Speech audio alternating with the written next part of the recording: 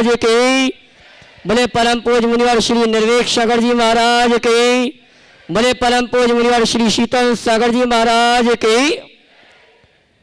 तीर्थराज शंभी शिखर की तलहटी में स्थित आत्म विकास का दिव्य शरण जैन सिद्धांतों की वैज्ञानिक प्रयोगशाला, जहां बोलेगा समोषण ऐसे गुणायतन से आइए सायंकालीन टीवी चैनल का बहुचर्चित विश्व विख्यात संका समाधान का कार्यक्रम हम और आप प्रारंभ करें। उसके पूर्व गुणायतन और श्री शिवायतन परिवार पारस चैनल, प्रमाणिक ऐप और जनवाणी चैनल के माध्यम से जो इस कार्यक्रम को देख और सुन रहे हैं उन सभी की और उन सभी का और यहाँ पर उपस्थित समस्त श्रावक श्राविकाओं का गुणायतन और शिवायतन परिवार हार्दिक अभिनंदन स्वागत करता है।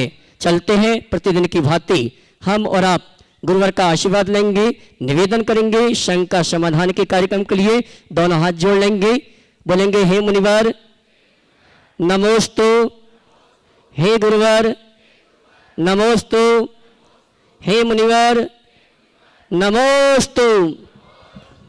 और आइए गुरुवर के आशीर्वाद से हम और आप शंका समाधान का कार्यक्रम प्रारंभ करें। उसके पूर्व मैं उन श्रावक परिवारों के नामों की घोषणा कर रहा हूं जिन्होंने आज गुणायतन का अवलोकन करते हुए गुणायतन से जुड़ने का सौभाग्य प्राप्त किया है, जिन्होंने गुणायतन में स्वर्ण दान देकर अपने जीवन को स्वर्णीय रूप प्रदान किया है। मैं उनके नामों की घोषणा कर रहा हूं। अगर यहाँ पर उपस्थित हैं अपने स्थान में खड़े होकर गुरुवर का आशीर्वाद प्राप्त करेंगे और कैमरा में ही सभी को कवर करेंगे। स्वर्ण दान में श्रीमती सविता जी, संजय तोंगलकर, संभाजी नगर औरंगाबाद, श्रीमती मंजू जी, राकेश जी, इंदौर, श्री अनिल जी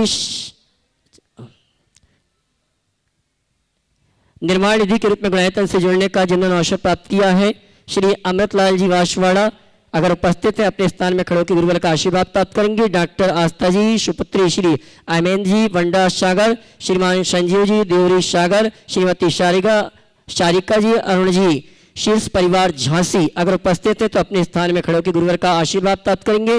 और मैं चाहूंगा हमारे पुण्यार्जकों के लिए जोरदार ताली बजाकर उनका सम्मान करें। इसी क्रम में निर्माण निधि के रूप में गुणायतन से जुड़ने का जिन्होंने सौभाग्य प्राप्त किया, श्रीमान कुंदन लाल जी, प्रतिभा जी भोपाल, श्री अभिषेक जी, मीनल जी बेंगलोर, मैं चाहूंगा सम्मान में ताली बजाएं।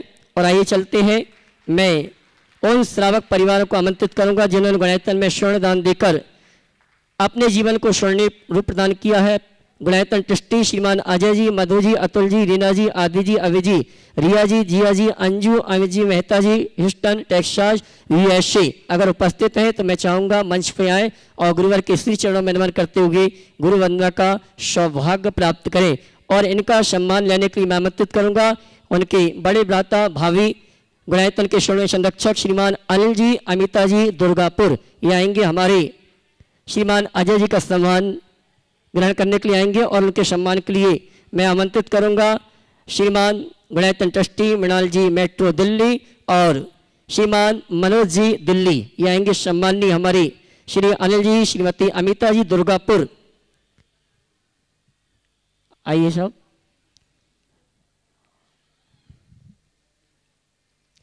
और चलते हैं इसी क्रम में जिन्होंने गुणायतन में सूत्रधार के रूप में जुड़ने का अवसर सौभाग्य प्राप्त किया है, उनके नामों की घोषणा कर रहा हूं। अगर उपस्थित हैं तो वे आए परम पूज्य मुनिवर के श्री चरणों में नमन करते हुए गुरु वंदना का सौभाग्य प्राप्त करेंगे।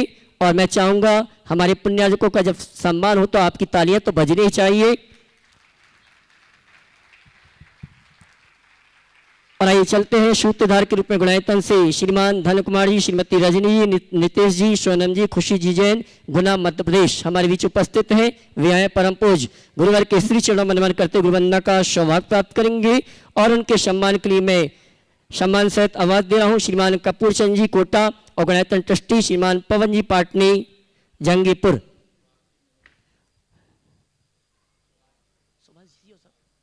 और मैं सम्मान सहित आमंत्रित करूंगा गुणायतन के सीओ साहब श्रीमान सुभाष जी, सीओ साहब ये भी आएंगे। हमारे सम्माननीय श्रीमान धन कुमार जी का गुणायतन परिवार की ओर से सम्मान का कार्यक्रम संपन्न करेंगे। श्रीमान कपूर चंद जी गुणायतन ट्रस्टी, पवन पाटनी जी जंगीपुर, और सुभाष जी, सीओ साहब गुणायतन।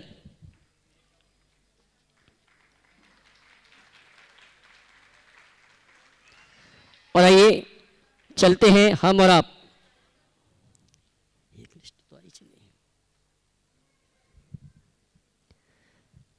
टीवी चैनल का बहुचर्चित विश्व विख्यात संघ का समाधान का कार्यक्रम हम और आप प्रारंभ करते हैं गुरुवर का आशीर्वाद से। और आइए प्रथम शंका के लिए मैं आमंत्रित करूंगा गुणायतन ट्रस्टी श्रीमान राकेश जी मंजू पाटनी अजमेर। उसके बाद तैयार रहेंगे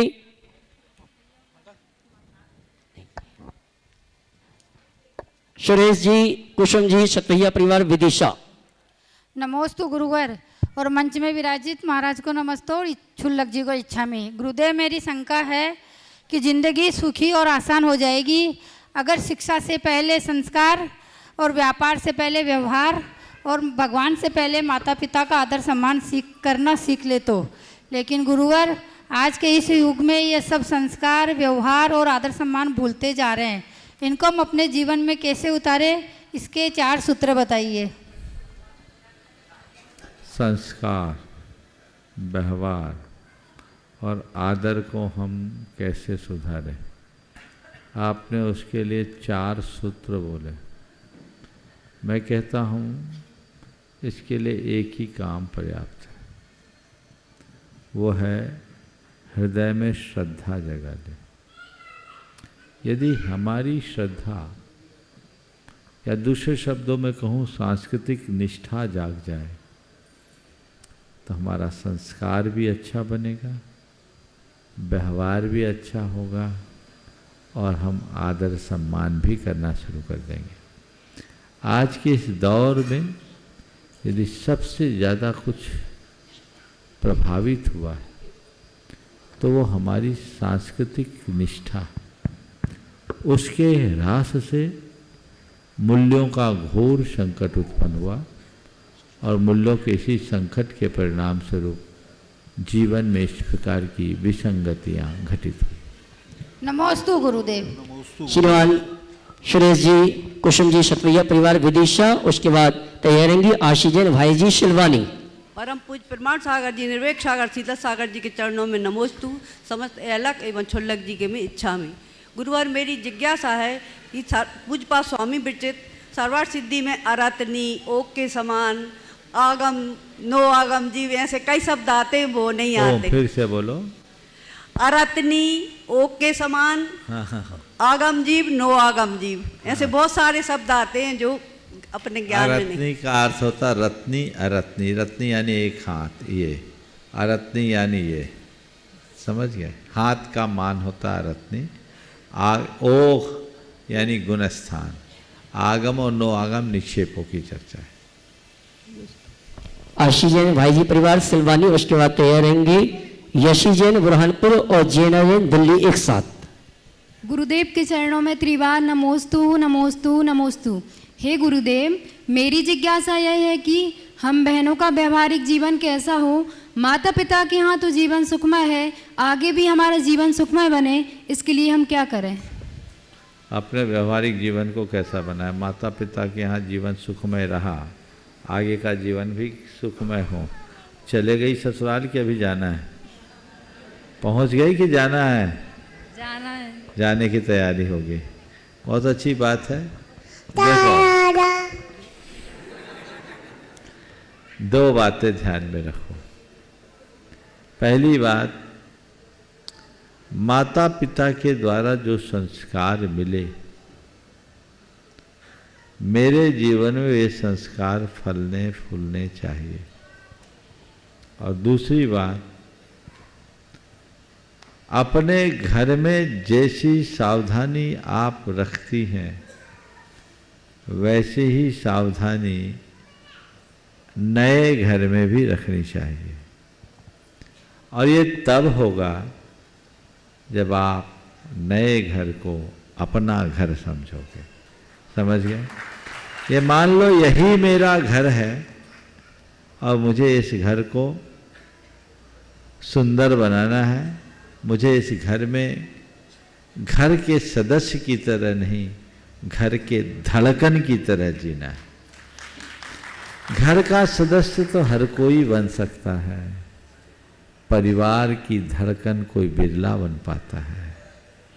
और परिवार की धड़कन बनने के लिए व्यक्ति को बहुत कुछ त्यागना पड़ता है। वो त्याग हमारे जीवन में आए, वो संयम हमारे जीवन में आए तो जीवन को आगे बढ़ाया जा सकता है। यशी जैन बुरहानपुर और जैना जैन दिल्ली एक साथ खड़े जाएं। और इसके बाद तैयार रहेंगे श्रीमती तसला जी, अमित जी गुणायतन ट्रस्टी, शिवांतर ट्रस्टी, बरेली। इधर इधर इधर नमस्ते रुको महाराज। बाबा, आपका नंबर बाद में। नमस्ते नमस्ते महाराज। नमोस्तु महाराज जी। महाराज जी, मेरा प्रश्न ये है कि दुनिया में सबसे पहला इंसान कौन पैदा हुआ है और उन्हें कैसे पता चला कि मैं एक इंसान हूँ? सबसे पहले तुमसे पूछना चाहूँगा, ये सवाल तुम्हारे दिमाग में कहाँ से आया? बोलो, उत्तर तो मैं दूंगा, पर ये सवाल कहाँ से आया? महाराज जी, पहले से मन में था तो आपसे पूछ। मन में कब से आया? किसी से सुना, किसी से पूछा, क्यों आया ये सवाल? शंका थी महाराज जी कि कौन होगा वो। सुनो, दुनिया कौन बनाया? दुनिया को किसी ने नहीं बनाया। दुनिया एब एटर्नो है, अनादि से है और अनंत काल तक बनी रहेगी, इसका कभी अंत नहीं होगा। समझ गए? ये अनादि अनंत है। क्योंकि यदि किसी ने दुनिया को बनाया तो पहला सवाल होगा उसको किसने बनाया। फिर हम कहेंगे कि उसको किसी ने बनाया, तो फिर सवाल होगा उसको किसने बनाया। सवाल पर सवाल होगा ना। तो जैन दर्शन कहता है दुनिया अनादि अनिधन है, न इसे कोई बनाया है और न कोई इसे मिटा सकता है। सृष्टि शाश्वत है। समझ गए? चलो। नमोस्तु महाराज जी। श्रीमती तसला जी, अनिल जी गुणायतन ट्रस्टी, शिवांतर ट्रस्टी, बरेली। उसके बाद तैयार रहेंगे डॉक्टर पलक जी, गुड़गांव। दोनों महाराज जी के चरण कमलों में बारंबार नमोस्तु नमोस्तु नमोस्तु, और छुल्लक जी के चरणों में इच्छा में। महाराज जी प्रश्न ये पूछेंगे। मुनि संघ की जय हो। मेरे गुरुवर बाहर गुणायतन गेट के सामने कुछ बोर्ड लगे हैं, उसमें मैंने पढ़ रहा था तो बाकी तो सब समझ में आ गया, एक समझ में नहीं आया कि मत दिलाओ व्यवहार, विश्वास लौट आता व्यवहार से, इसका मतलब जानना था। गुरुदेव का है को मत दिलाओ, विश्वास लौट आता व्यवहार से। किसी को विश्वास दिलाओ मत, अपना व्यवहार बदल लो, सामने वाला अपने आप विश्वास कर लेगा। विश्वास जताने की जरूरत नहीं होती, विश्वास जमाने की जरूरत होती है। और विश्वास तो कब जमता है? जब हमारा व्यवहार तदनुरूप होता है। नमोस्तु गुरुदेव। नमो। डॉक्टर पलक जी जैन, गुड़गांव। उसके बाद तैयार रहेंगी बहन विजय लक्ष्मी जी, इंदौर, नेमावर। भोपाल बोल दो, भोपाल। क्षमा करना, डॉक्टर पलक जी भोपाल। उसके बाद तैयार रहेंगी वही विजय लक्ष्मी जी, इंदौर, नेमावर। नमोस्तु नमोस्तु नमोस्तु महर्षि। मंच पे विराजित सभी हेलक जी को मेरी तरफ से इच्छामी। महाराज श्री, कल मैंने निर्वेक सागर जी महाराज से कुछ पूछा था, उन्होंने मुझे जवाब दिया ज्ञान प्राण है, संयत हो तो त्राण, अन्यथा श्वान। तो इससे महाराज श्री का ज्ञान प्राण है। हाँ जी। संयत हो तो त्राण, अन्यथा श्वान। बहुत गुरुदेव का हायकू है, यही है ना। तो ज्ञान प्राण है, संयत हो तो त्राण, अन्यथा श्वान। बहुत गहरा अर्थ है इसमें। ज्ञान हमारी चेतना का मूलाधार है, और यदि हमने ज्ञान को संयत रखा, ज्ञान पर संयम रखा, तो हमें पार लगा देगा, अन्यथा कुत्ते की भांति काट खाएगा। समझ गए? कुत्ते की भांति काट खाएगा, वो तुच्छ हो जाएगा, जीवन में कुछ नहीं कर पाएगा। एक बार गुरुदेव ने बहुत अच्छी बात कही थी कि तुम्हारे पास ज्ञान हो पर ज्ञान की बाढ़ न हो, वो दर्शन और चरित्र के किनारों के मध्य बहता रहे, जीवन में सृजनकारी बना रहेगा। और उसका उल्लंघन कर दे तो वो विभीषिका का रूप ले लेगा। तो जब तक हमारा ज्ञान संयम में रहता है, तभी वो ज्ञान हमारे लिए कल्याणकारी बनता है। बाकी दूसरा ज्ञान हमें अभिमानी और अनाचारी बना देता है। अभिमान और अनाचार में फंसे हुए लोग जीवन को सफल नहीं बना पाते। वह विजय लक्ष्मी जी इंदौर नेमावर, उसके बाद तैयारेंगे पंडित पंकज शास्त्री शलम्बर। नमोस्तु महाराज श्री। पूज्य श्री निर्विक सागर जी महाराज के चरणों में भी नमोस्तु। सभी क्षुल्लक जी महाराज को मेरी तरफ से इच्छा में महाराज जी, आज मैं एक प्रश्न आपके समक्ष समाधान के लिए रख रही हूँ। ज्वलंत प्रश्न है, गंभीर है और समाज के समक्ष विचार के लिए रख रही हूँ। हमारे 23 तीर्थंकर क्षत्रिय वंश से आते हैं और हम आदिनाथ भगवान की परंपरा से देखें तो क्षत्रियता की परंपरा हमारी रही है। आज जिस तरह से हमारा धर्म भी संकट में है, हमारे आयतन संकट में, और पूरे विश्व में जिस तरह की माहौल अभी बना हुआ है, मानवता संकट में है और ख़ास तौर से महिलाओं को लक्ष्य बना करके इतने घिनौने अपराध हो रहे हैं, युद्ध क्षेत्र में भी और सामान्य क्षेत्र में भी। मेरा प्रश्न ये है कि हम क्षत्रिय थे, वैश्य बन गए, क्या अब आज के माहौल में हमें पुनः अपनी क्षत्रियता को प्रकट करने की और शस्त्र विद्या, युद्ध विद्या से प्रशिक्षित होने की, खास तौर से युवक युवती महिलाएं, मतलब महिलाएं भी आत्मरक्षा में तत्पर हो सकें, क्या ये उचित है या हमें केवल धर्म के सहारे अपनी रक्षा का? देखिए, मैं तो कहता हूँ हमें शक्ति संपन्न होना चाहिए, हमें श्रद्धा संपन्न होना चाहिए, हमें सत्व संपन्न होना चाहिए और हमें सेवा संपन्न होना चाहिए। चारों बातों से युक्त होना चाहिए। शक्ति अपनी हर अर्थ में होनी चाहिए। वो शक्ति शरीर की हो, वो शक्ति बुद्धि की हो, वो शक्ति धन की हो, हर प्रकार से मनुष्य को शक्ति संपन्न होना चाहिए। शक्ति संपन्न मनुष्य जब श्रद्धा से संपन्न होता है तो कभी अपनी शक्ति का दुरुपयोग नहीं करता। अपने श्रद्धा को सही बनाकर रखना चाहिए। सत्व संपन्नता की जब बात करता हूँ तो मनुष्य के अंदर धैर्य और संयम दोनों का योग होना चाहिए। धैर्य और संयम हमारे जीवन को संतुलित करता है, बुद्धि को उन्मादी होने से बचाता है, रोकता है, और सेवा के लिए व्यक्ति को हमेशा तत्पर रहना चाहिए। तो ये चीज़ें अगर जीवन में आए तो कहीं किसी प्रकार की कमी नहीं रहेगी। आपने जो बात कही है मैं इसका खुला समर्थन करता हूँ, ऐसा होना चाहिए। बीच के कुछ वर्षों पूर्व गुजरात से कुछ वीडियो वायरल हुए थे जहाँ जैन साथियों, खासकर श्वेतांबर साथियों को आत्मरक्षा जूडो कराटे का प्रशिक्षण दिया जा रहा था। साधु के लिए तो ये उचित नहीं मानता, पर ब्रह्मचारी ब्रह्मचारिणी अनुव्रतियों के लिए कतई अनुचित नहीं है, उन्हें ऐसा होना ही चाहिए। आज के युग में यदि अपनी हिफाजत के लिए तुम खुद सक्षम नहीं बनोगे तो कहीं भी मसल दिए जाओगे। लेकिन व्यक्ति को प्रतापी और पराक्रमी तो होना चाहिए, पर आक्रामक और आतताई बनने से बचना चाहिए। आत्मरक्षा के लिए आत्मरक्षा के लिए करना बहुत अच्छा है और करना भी चाहिए, लेकिन आज इसका साइड इफेक्ट भी दिख रहा है। लोग बड़े आक्रामक हो रहे हैं और उसका परिणाम भयानक हो रहा है।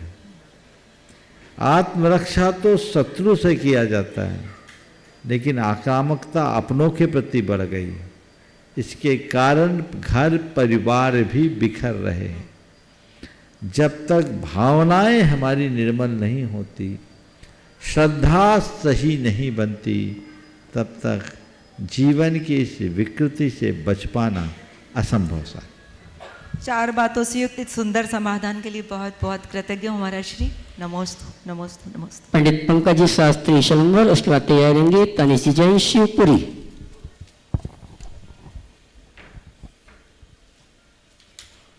मुनिवर के चरणों में नमोस्तु, शुल्लक श्री के चरणों में इच्छामि। गुरुदेव, एक आज महाभारत का एक एपिसोड देख रहा था मैं, वैष्णव दर्शन का। उसमें श्री कृष्ण धृतराष्ट्र से कहते हैं कि दुर्योधन ने जीवन क्षत्रियों के समान नहीं जिया, तो मरण तो कम से कम क्षत्रियों के समान करे युद्ध में। तो गुरुदेव, ये प्रश्न मेरा स्वयं का भी है कि हम जीवन तो क्षत्रियों के जैसा नहीं जी पा रहे हैं, तो गुरुदेव हमारा मरण क्षत्रियों जैसा कैसे हो? गुरुदेव, इसका समाधान। देखो, वीरोचित मरण अगर बोलते हो तो उसका एक ही रास्ता है, तुम्हें मरना नहीं है, अमर बनना है। सामान्य कायर व्यक्ति मरता है और वीर व्यक्ति अमर बनता है। ये मरने और अमर बनने में क्या अंतर है? शरीर का छूट जाना मरण है और भेद विज्ञान के साथ संलेखना धारण कर देह परिवर्तन करना अमरता का रास्ता है। तो ज्ञान के साथ, विवेक के साथ, भेद विज्ञान और जागरूकता के साथ यदि शरीर बदला जाए तो जीवन में बड़ा लाभ हो सकता है। तनिष जी जैन स्वीकृत, उसके बाद तैयारेंगे श्रीमान विकर्ष जी शास्त्री। मुनिदेव के चरणों में बारंबार नमोस्तु एवं 85 नीलक जी छुल्लक जी के चरणों में इक्षामि इक्षामि इक्षामि। हे मुनिवर, ऐसा बोला जाता है कि जीवन में सफलता पाने के लिए हमेशा लक्ष्य पर अपना ध्यान केंद्रित करना चाहिए, परंतु ऐसा भी बोलते हैं कि always have a plan be in life, always have a plan be in life. तो महाराष्ट्री इन दोनों ऑलवेज एवं प्लान बी, दूसरा प्लान हमेशा रखना चाहिए लाइफ में। बिल्कुल होना चाहिए। तो महाराष्ट्री इन दोनों में कैसे बैलेंस करें, समाधान कीजिए। देखिए, दो चीजें हैं, लक्ष्योन्मुखी होना और दूसरी योजना को साथ रखकर चलना। इसका तात्पर्य समझिए, जब हम किसी कार्य को अंजाम देने के लिए चल रहे हैं तो हो सकता है उसमें कोई रुकावट आ जाए, तो रुकावट आए पर मेरा काम न रुके, उसके लिए प्लान बी बना के चलना चाहिए। लेकिन प्लान बी बनाने का तात्पर्य ये ठीक नहीं दिखता कि अपना लक्ष्य बदल लेना चाहिए। लक्ष्य तो एक होना चाहिए, पर लक्ष्य की प्राप्ति के लिए रास्ता अनेक होना चाहिए। हमने पहले रास्ते से किया, दूसरे रास्ते से किया, तीसरे रास्ते से किया। यहाँ शिखरजी से आपको घर जाना है, आपने टिकट बना के रखी, ट्रेन की टिकट आपकी कंफर्म सीट थी, आपको ट्रेन से जाना था, आगे की सारी मीटिंग्स वगैरह सब फिक्स कर ली, पर पता लगा इन मौके पर ट्रेन कैंसिल हो गई। अभी बहुतों की ट्रेन कैंसिल होने से यहाँ आना कैंसिल हुआ ना। प्रमाणिक समूह के बहुत सारे लोग आने से वंचित हो गए क्योंकि ट्रेन कैंसिल हो गई। तो ये हो सकता है कि ट्रेन कैंसिल हो जाए, तो प्लान में बी ये कहता है कि अगर कहीं ट्रेन कैंसिल हो तो मेरे लिए वहाँ पहुँचने का दूसरा रास्ता क्या होगा? क्या मुझे फ्लाइट से जाना होगा या बस से जाना होगा या सड़क मार्ग से जाना होगा? और दूसरा विकल्प क्या है? वो विकल्प जो तैयार रखता है वो प्लान भी तैयार रखता है। कन्हैयालाल मिश्र प्रभाकर ने इस संदर्भ में बहुत अच्छी बात लिखी। स्वतंत्रता संग्राम चल रहा था, जवाहरलाल नेहरू की सहारनपुर में एक सभा थी। कन्हैयालाल मिश्र प्रभाकर कांग्रेस के एक कार्यकर्ता थे। अब कार्यकर्ता थे, उनको ट्रेन से रिसीव करके तांगे से लेकर चलना था और पूरा उनका एक रोड शो होना था। तांगे में नेहरू जी को बिठाना था। अब नेहरू जी तांगे में बैठे, कार्यकर्ता जिसको झंडा लेकर के दिया गया था कि झंडा उस तांगे में बांधना है, कांग्रेस का झंडा, वो झंडा वाला ही गोल हो गया। अफरा तफरी बच गई। अब झंडा नहीं है, कैसे होगा? तो प्रभाकर जी ने कहा चिंता करने की जरूरत नहीं। उनने अपने जेब से एक झंडा निकाला, एक छोटा सा डंडा निकाला और सूतली साथ में ली थी, फटाफट बांधा और चल दी। उनको पता ही नहीं लगा। नेहरू जी ने बोला ये सब चीजें आपने इतनी आसानी से कैसे कर लिया? उन्होंने कहा मैंने पहले से सोच रखा था कि ऐसा भी हो सकता है और यदि कहीं ऐसा हो तो हमारी गाड़ी रुकनी नहीं चाहिए, सॉल्यूशन साथ में रखना चाहिए। समझिए? तुम यूपीएससी, ये युवक दूसरी बार यूपीएससी का मेंस लिख कर आया। मुझे उम्मीद है इंटरव्यू के लिए इसका सिलेक्शन होगा। पर तुम जैसे युवाओं को मैं ये कहता हूं, अभी प्लान बी को दिमाग में नहीं ला, अरे कहीं मैं इंटरव्यू में सेलेक्ट नहीं हुआ तो क्या होगा क्या होगा, अभी दिमाग में ये नहीं लाना। अभी तो मुझे इंटरव्यू और केवल इंटरव्यू की तैयारी करनी है। हाँ, हो सकता है जितने मेंस लिखते हैं सबका चयन नहीं होता। कितने % का होता है? 3,000 लोगों को लेते हैं 10,000 में से। 10,000 में से 3,000 छटते हैं, तो 7,000 को तो छटना है। ठीक है, पर मैं 3,000 में आऊंगा।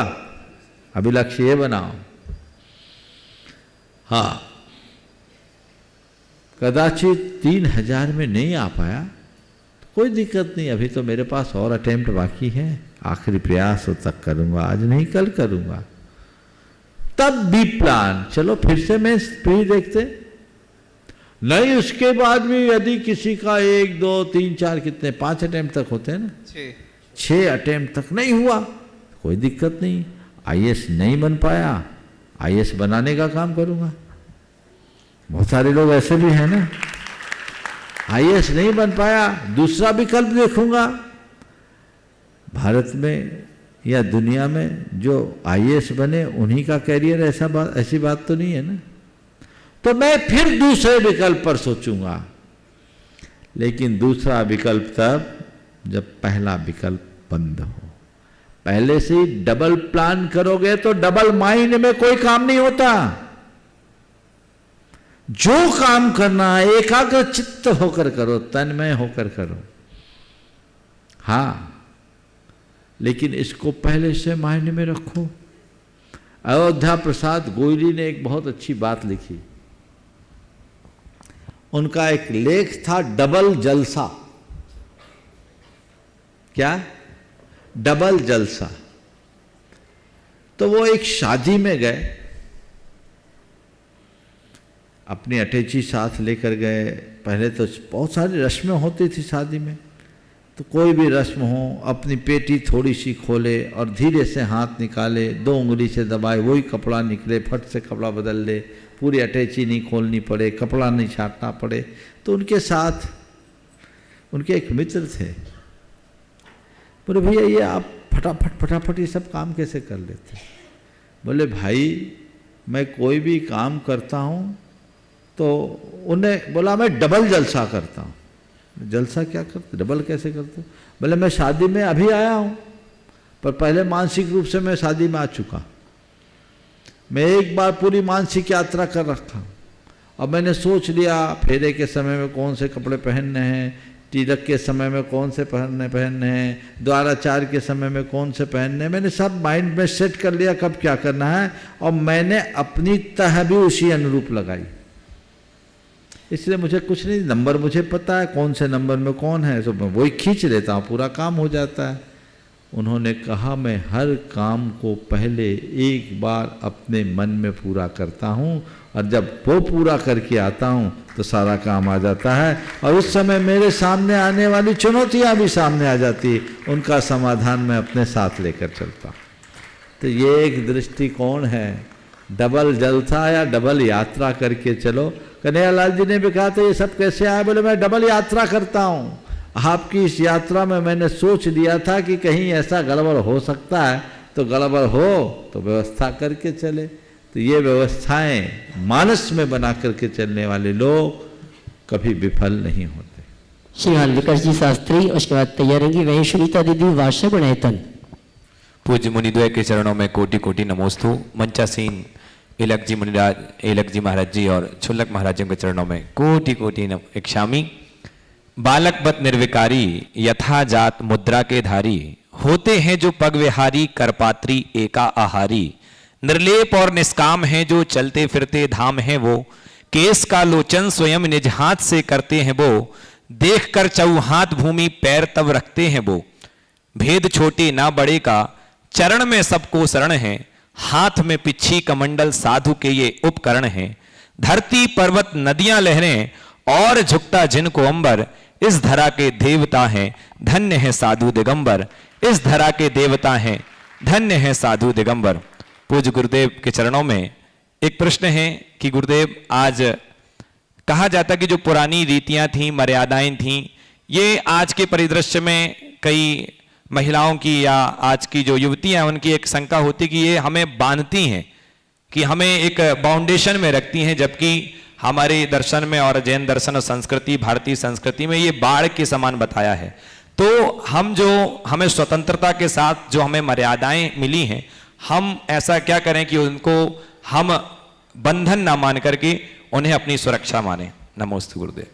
देखिए, कोई पौधा लगाया जाता है तो उसके चारों तरफ ट्री गार्ड लगाया जाता है। ट्री गार्ड लगाने का मकसद क्या होता है? पौधे को जकड़ कर रखना या पौधे को संरक्षण देना? क्या रखते हैं? हाँ, संरक्षण। लेकिन संरक्षण देते समय इस बात का ख्याल रखते हैं कि गार्ड भी ऐसे ही रखे जिसमें पौधे को आज़ादी भी मिले और अंकुश भी रहे। ट्री गार्ड पेड़ के इतने निकट भी नहीं लगाया जाता कि पेड़ हिलडुल ना सके, और बहुत दूर भी नहीं लगाया जाता कि कोई भी घुस जाए। एक डिस्टेंस में रखते हैं कि पेड़ हिल सके, डुल सके, झूम सके, आनंद ले सके और बढ़ सके। समझ गए? तो हमारे यहाँ की रीतियाँ ऐसी ही ट्री गार्ड की तरह है, जहाँ अंकुश युक्त आज़ादी मिलती है, संरक्षण भी है और स्वतंत्रता भी। और यदि इसे हम हटा दें तो उस पेड़ को कोई भी मवेशी चर के बर्बाद कर सकता है, जैसा कि आजकल दिखने लगा है। उसकी प्रगति वहीं रुक जाएगी, वो आगे नहीं बढ़ सकेगा।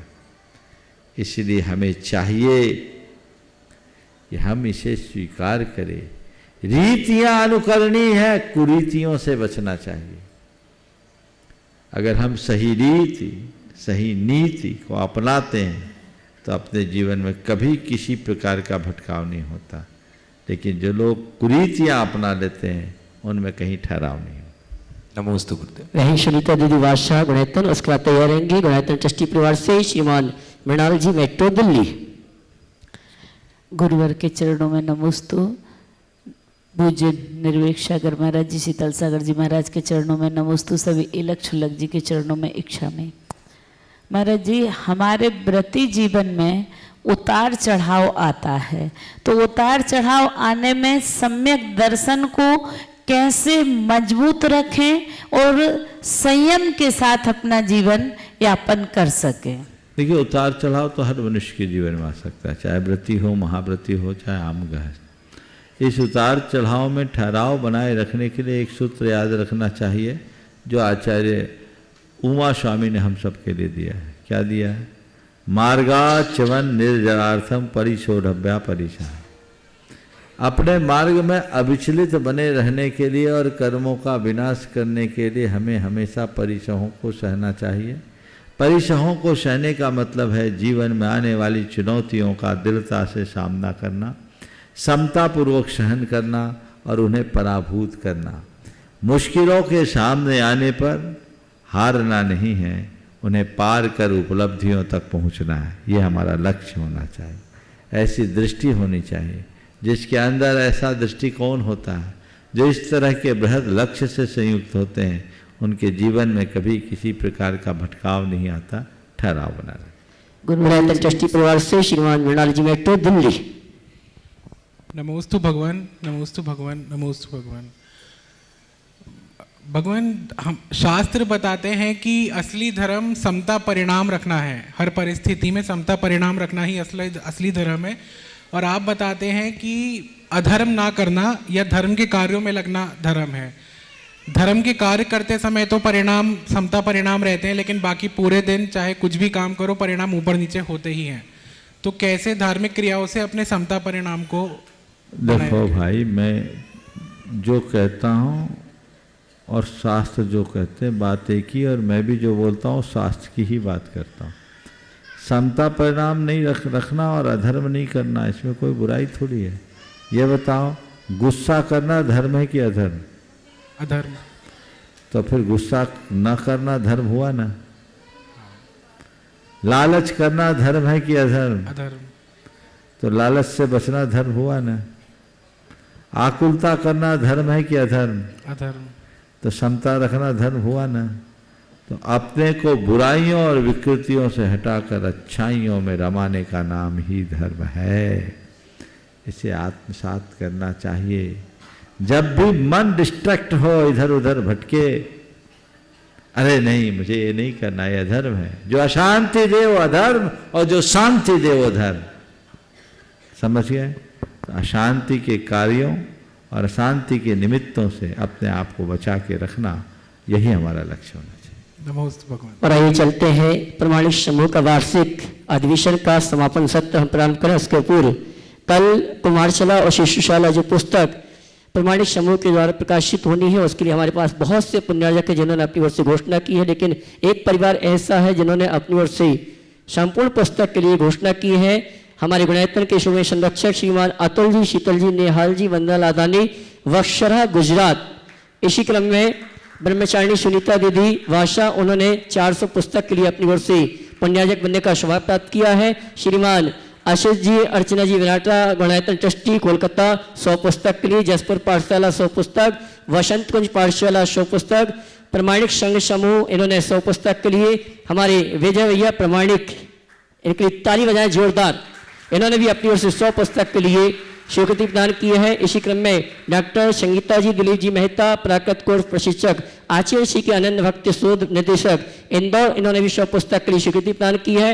हमारे गुणायतन ट्रस्टी परिवार इंदौर से श्रीमान सुनील जी, राजनानी जी विलाला, इन्होंने भी 100 पुस्तक के लिए, शैलवाला जी, शैलेन जी वापी 100 पुस्तक, सिद्धार्थ दोषी सोलापुर, श्री सुनील जैन, श्रीमती कुमकुम जैन बेटी भावना की ओर से दिल्ली की ओर से 100 पुस्तक, श्रीमान अनिल जी त्रिशला जी गुणायतन ट्रस्टी, शिवायतन ट्रस्टी वरेली 100 पुस्तक, श्रीमती गुणमाला देवी सोगानी, अभिनव पहाड़े और श्रीमती पुष्पा सुगानी, इन्होंने भी अपनी ओर से पुस्तक के प्रकाशन के लिए सहयोग प्रदान किया है। इसी क्रम में मेरे पास एक नाम आया है, सुनील जी शरौगी कोलकाता, इन्होंने 500 पुस्तक के लिए अपनी ओर से स्वीकृति प्रदान की। मैं चाहूंगा इन परिवार की जोरदार तालियों से का सम्मान करें। बेटी प्रीति जैन प्रमाणिक समूह, इन्होंने भी 100 पुस्तक के लिए अपनी ओर से स्वीकृति प्रदान की है। गुण मैत्री सदस्य श्रीमती गुणमाला जी, सुगन चंद जी जैन ग्वालियर, इन्होंने भी अपनी ओर से पुस्तक के प्रकाशन के लिए घोषणा की है। बहुत बहुत धन्यवाद।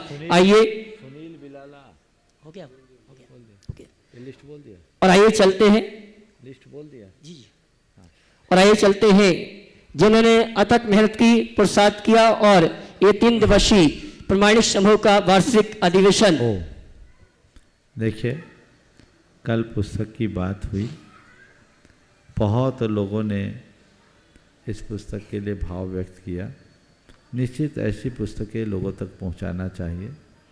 यहाँ लोगों ने किया, अतुल भाई तो कोई भी अच्छा काम आता है तो सोचते हैं कि ये सब काम मैं ही कर लूँ। मैंने कहा था वो पुण्य करता नहीं है, वो पुण्य लूटता है। एक बार जोरदार अभिनंदन इस व्यक्ति की भावना का करिए। लेकिन आम लोगों को भी अवसर मिलना चाहिए, जो शेष रहेगा वो अतुल भाई पूरा करेंगे। तो यदि लोगों को लाभ मिले तो सबको लाभ मिले, इसमें कोई हानि नहीं है। पर आज प्रमाणिक समूह के उन स्तंभों को जो बहुत सक्रियता से प्रामाणिक समूह का कार्य करते हैं, मैं चाहता हूँ एक बार मंच पर आए, क्योंकि ये लोग काम करते हैं, कभी दिखते नहीं। पाठशालाएं चलाने वाले तो पाठशाला चला ही रहे हैं, लेकिन प्रामाणिक समूह की एक बहुत बड़ी टीम है। अल्प सूचना में अभी फिर भी काफ़ी लोग आ गए, ट्रेन कैंसिल होने से भी बहुत सारे लोग वंचित रह गए, लेकिन मैं उन सभी कार्यकर्ताओं को बहुत बहुत आशीर्वाद देता हूँ कि वे इसी तरीके से धर्म प्रभावना और गुरु सेवा के प्रति समर्पित रहे।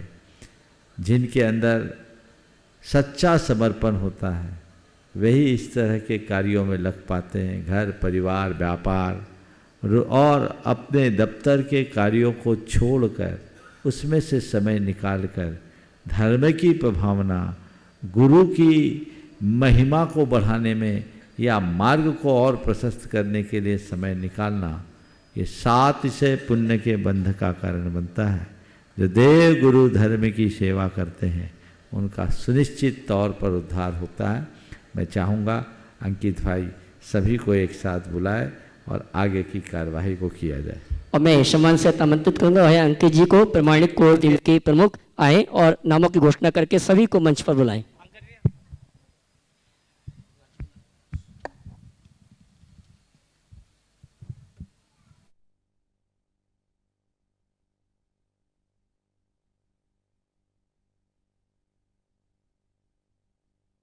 नमोस्तु महाराज श्री। मैं जो भी वॉलंटियर्स हमारे प्रामाणिक समूह में अपना योगदान दे रहे हैं सबको एक एक करके बुलाना चाहूँगा। कृपया मंच पे आएँ। जो यहाँ उपस्थित है उनको बुला रहा हूँ। पलक जी, कोऑर्डिनेटर पाठशाला टीम भोपाल से। राजेंद्र जी भोपाल। अंकित जी दिल्ली। अक्षय भैया कोल्हापुर से। मुखर भैया दिल्ली। और सुहानी मैं जी गुणायतन के शिव साहब सुभाष जी को आमंत्रित करूंगा। वे आए गुणायतन परिवार की ओर से हमारे प्रमाणिक समूह के वॉलंटियर्स और कोर कमेटी की। अनिल जी दुर्गापुर आप भी आ जावे। सुहानी जी अनिल जी, अमिता जी दुर्गापुर, कपूर जी कोटा आएंगे। हमारे सम्माननीय प्रमाणिक समूह के वॉलंटियर्स और कोर टीम की सदस्यों का सम्मान का कार्यक्रम संपन्न करेंगे। सुहानी जी गुड़गांव। अंजू दीदी गुड़गांव। संयम भैया, प्रीति जी इंदौर, अनुपमा भाभी पुणे और विजय भैया। विजय भैया आप कैमरा छोड़ दो और ऊपर आ जाओ। भैया कैमरा ले लो उनसे। विजय भैया आप ऊपर आ जाओ प्लीज। और प्रीति जी कोलकाता। जिनके नामों की घोषणा हो रही है मंच पर आती जाए। प्रीति जी कोलकाता। विजय भैया। और अब मैं कोर टीम से श्रीज भैया पुणे, सचिन भैया जयपुर, सुकृति जी गुड़गांव, मनोज जी दिल्ली। हाँ आप चलो। हाँ चलो तो।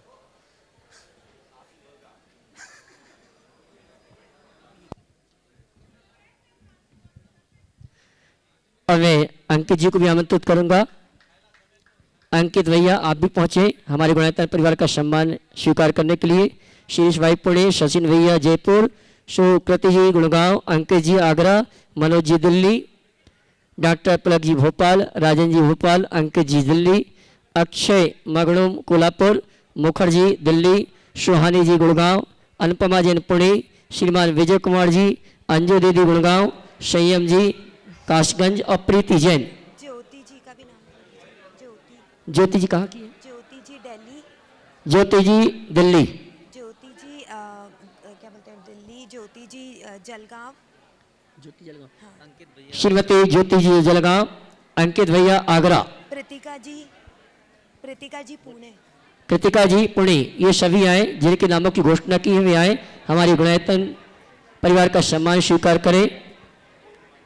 और मैं आप सभी से कहना चाहूँगा जिन्होंने भी कुमारशाला शिशुशाला के लिए सहयोग प्रदान किया है, शंका समाधान के कार्यक्रम में जो सूचना को सुन रहे हैं, अगर आप चाहते हैं कि हमारा भी धन कुमारशाला और शिशुशाला पुस्तिका के प्रकाशन में लगना चाहिए तो पारस चैनल, जनवाणी चैनल, प्रमाणिक एक्ट में जो नंबर चल रहे हैं उन नंबरों में संपर्क करके आप इन पुस्तकों के प्रकाशन के लिए पुण्यार्जक बनने का सौभाग्य प्राप्त कर सकते हैं।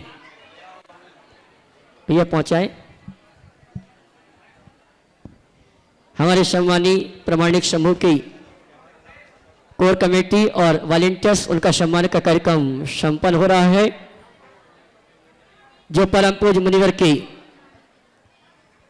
प्रवचनों को, शंका समाधान और मुनिवर की जो भावना है जन जन तक पहुंचाने में भरपूर सहयोग प्रदान कर रहे हैं। विगत कई वर्षों से ये प्रामाणिक समूह में अपनी सेवाएं दे रही है। मैं चाहूंगा आप इनके लिए जोरदार तालियों बजाकर का सम्मान करें। तालियां आपकी बजना चाहिए।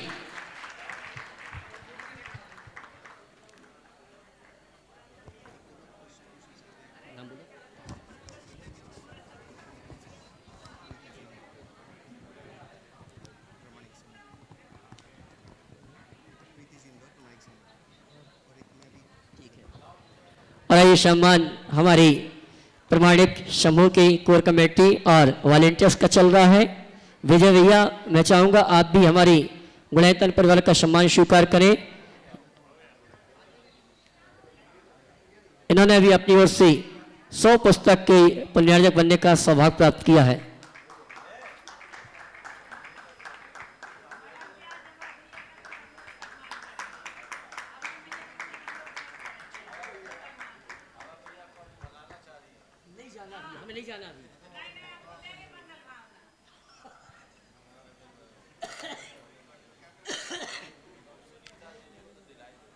और मैं बहन सुनीता दीदी वाशा गुणायतन को आमंत्रित करूंगा। सुभाष जी से चाहूंगा हमारी बहन सुनीता जी, उनका भी सम्मान का कार्यक्रम संपन्न करें, जिन्होंने प्रामाणिक समूह के इस कार्यक्रम में भरपूर सहयोग प्रदान किया है। ओम कोट्ठाय नमः। सुभाष जी, सुनीता जी वाशा, उनका भी सम्मान का कार्यक्रम संपन्न करें। सचिन भाई, आप भी आ जावे।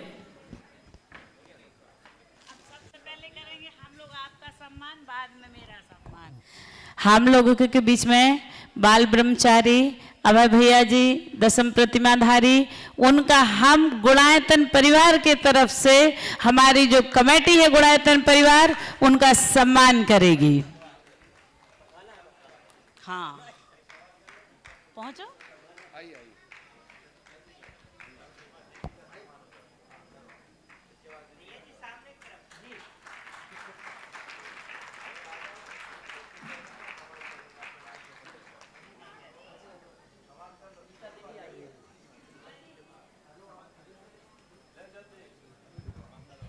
और बहन सुनीता जी वाशा गुणायतन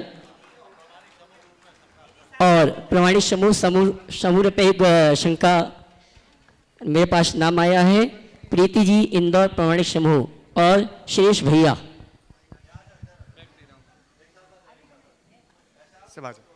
हाँ। विजय भैया कितनी देर है?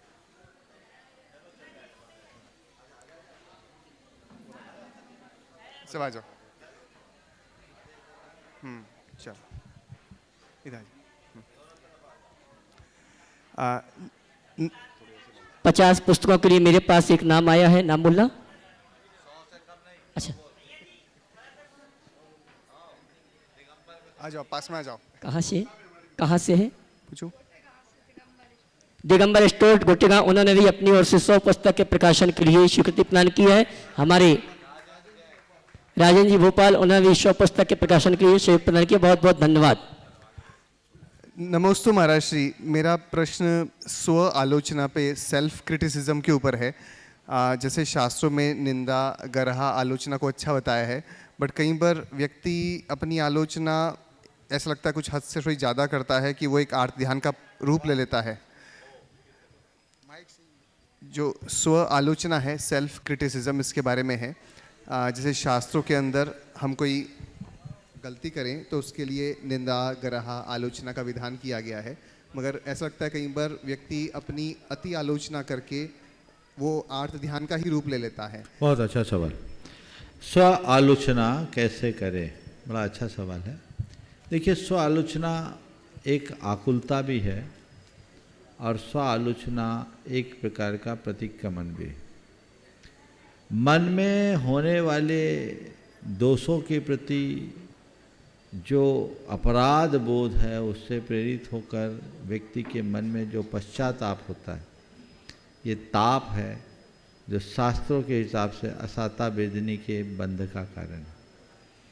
लेकिन आलोचना एक प्रकार का प्रतिक्रमण है जिसका अर्थ है कृत दोष निरायरणम परिक्रमणम, किए गए दोषों का निराकरण।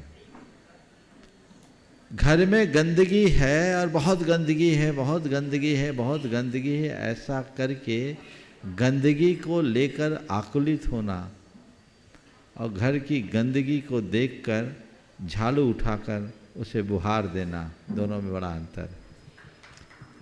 प्रतिक्रमण का मतलब है मन में बुहारी लगाना और अपने दोषों की निंदा, मैं तो बड़ा पापी हूँ, मैं तो बड़ा अधम हूँ, मैं तो नीच हूँ, तो गंदगी में ही लोटपोट करना।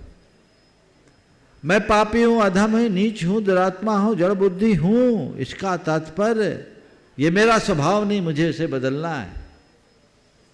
ये प्रतिक्रमण, तो हमें उस दिशा में जाने से। हाँ और बोलो। नमोस्तु महाराज। हाँ। श्री नमोस्तु महाराज जी। मेरी बेटी प्रामाणिक आगे आ जाओ। पाठशाला हाँ। ऑनलाइन और ऑफलाइन दोनों में पढ़ती है। उसके एग्ज़ाम चल रहे थे तो वो आ नहीं पाई। उसका प्रश्न था कि यदि हम मुनि महाराज माता जी को आहार देते हैं तो हमको कौन सी गति का बंध होता है? मुनि महाराज आयरिका या किसी भी त्यागी वृत्ति को आहार देते हैं तो उन्हें आहार नहीं देते, उन्हें रत्नत्रय का दान देते हैं। आपके भोजन से हम लोगों का रत्नत्रय पलता है। शास्त्रों में लिखा भोजन दाने दिन्ने, भोजम दानम दिन्ने रैनत्यम तो दिन हमती, ऐसे करके बात आती। तो आप रत्नत्रय का दान दे रहे हैं, आपके भोजन से हमारा रत्नत्रय पल रहा है। यानी आप अगर मोक्ष मार्गी के मोक्ष मार्ग को पुष्ट करेंगे तो आपका भी मोक्ष मार्ग प्रशस्त होगा, इसमें कोई संशय की बात नहीं है। आहार दान वृत्ति को दान देना है, ये देवायु और शाता वेदिनी के आश्रम का विशेष हेतु। और महाराज जी एक नाम आया है, आजा। ब्रह्मचारी दीपक भैया जी आरोन, उन्होंने भी 100 पुस्तक के प्रकाशन के लिए स्वीकृति प्रदान की है। दो माइक दो। जागृति जी साहिबाबाद, आप भी ऊपर आ जावे एक प्रश्न के लिए। अंजू 100 पुस्तक। मेरा यह प्रश्न है कि और अंजू दीदी गुड़गांव, उन्होंने भी अपनी 100 पुस्तक के प्रकाशन के लिए स्वीकृति प्रदान की है। धन्यवाद। फिर से बोलो। हाँ। कुछ महिलाएं संवेशिका जी में मतलब मंदिरों में अभिषेक करती हैं, कहाँ तक उचित है? जहाँ करती है वहाँ करने दो, जहाँ नहीं करती वहाँ दिमाग मत लगा। चलो। साहिबा समाज की तरफ से चरणों में नमोस्तु नमोस्तु। महाराज जी आजकल मार्केट में सोल फ्रेगमेंट मार्केट में जैसे नेट पे सोल फ्रेगमेंट रिट्राइव करना, मतलब वो लोग बोलते हैं कि जैसे हमारी जो सोल के फ्रेगमेंट्स हैं वो कई कई जन्मों में इधर उधर अटके रह गए, तो उसको वो रिट्राइव करने की टेक्निक बताते हैं। तो हमारा जैन धर्म इस बारे में क्या कहता है? क्योंकि हमारे यहाँ तो समुद्घात के टाइम ही प्रदेश बाहर निकलते हैं, वो भी अंतर मुहूर्त के लिए। मतलब तो आप कहना क्या चाह रही है, इस तरह की कोई टेक्निक विकसित हुई है कि चेतना के भटकाव को एक दूसरे के साथ जोड़ देते हैं? नहीं, जैसे क्या वर्ड बोला आपने? Soul fragment. जैसे हमारे आत्मा के कण कहीं कहीं अटक गए, ट्रैप हो गए, तो वो रिट्राइव करते हैं उसको आपको टोटल फील कराने के लिए कि कंप्लीट। और हमारे अंदर किसी के सोल फ्रेगमेंट है तो फिर उसको वो आउट करते हैं, उसी के पास भेजते हैं। तो मतलब ये सब क्या है? जिसको सोल बोलते हैं, दरअसल ये सोल नहीं है, हमारे शरीर के अंदर रहने वाली एनर्जी का ट्रांसमिशन है, ऐसा समझना चाहिए। जैन धर्म के अनुसार ऐसा आत्मा के साथ संभव नहीं मतलब है, केवल एनर्जी ट्रांसमिशन। हाँ हाँ, इस प्रकार आज के इस सत्र को नमोस्तु। अच्छा लो अंकित देव। ओम नमोस्तु गुरुवर। मेरा प्रश्न है कि आजकल सेल्फी का युग आ गया है, क्या इससे मोहनीय कर्म का आश्रय होता है? देखो सेल्फी लेता क्यों लेता है? मोहवश तो लेता है, तो मोह से परिपूर्ण क्रिया में मोह का आश्रय तो होगा ही, उसमें कुछ सोचने की बात नहीं है। बोलिए परम पूज्य आचार्य गुरुवर श्री विद्यासागर जी। जय। मंदिर में सिर क्यों ढक के जाना चाहिए? नमस्ते। मंदिर में सिर ढक कर जाने की परंपरा, मुझे इसका एक कारण दिखता है, तो ये है कि मंदिर में हम देव भाव दिलाने के लिए जाते हैं और देवता लोग हमेशा अपना सिर ढक के जाते हैं, समझ गए? तो सिर ढांकना देवत्व का द्योतक है, और सिर खुला रखना अच्छा नहीं माना जाता। इसलिए देव भाव जगाना हो तो सिर ढक के रखना चाहिए। पुराने ज़माने में महिलाओं के लिए, खासकर खुली बाल वाली महिलाओं के लिए एक अच्छे शब्द का प्रयोग नहीं होता था, जो मैं अपने मुंह से नहीं कहना चाहता। जब महिलाएं खुली बाल रखती थी उसे अच्छा नहीं कहते थे। और महिलाएं बाल तभी खोलती थी जब कोई प्राणायाम कर पड़ता था, ऐसे समय में नहीं। लेकिन आजकल सब भूल गए, सब खुल्लम खुल्ला चले जा रहे हैं, इसलिए वो देवत्व भी खत्म होता जा रहा है और दूसरी वृत्तियाँ प्रकट हो गई। बहुत बहुत